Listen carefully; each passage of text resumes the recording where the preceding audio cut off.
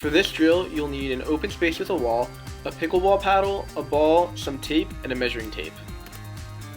In this video, I'm using my garage. The first thing you want to do is to put a line of tape on the wall at 34 inches, which is how high a pickleball net is at its center. The next thing you're going to do is put a line of tape 7 feet away from the wall, which will signify where the kitchen is. Now you're ready to start the drill. You're going to stand in ready position, legs shoulder width apart, on the balls of your feet with your paddle out and your non-dominant hand up. You can start by hitting the ball at the wall above the net, and then just keep hitting. The name of the game here is good form. The drill is easy, but if you do it correctly, you will build really good pickleball habits and consistency. There are 4 things you want to remember here. The first is getting your paddle up after every shot. It's easy to get lazy, but remember to get your paddle up every time you finish a dink. The second thing is to use a continental grip and to keep it soft. Choke down on the handle. You don't want to be holding your paddle like a hammer. Soft hands will help you control the ball.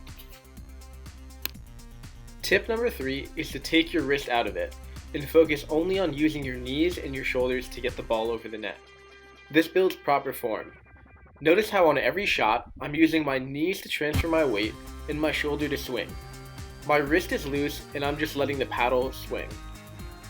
Tip number 4 is hold your ground. Try not to move for every dink. If the ball is out of your reach, lunge instead of shuffling your feet.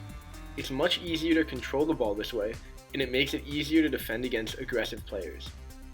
Notice how if I have to move for a shot, I reach out and load on one leg, and immediately after I come back to where I was.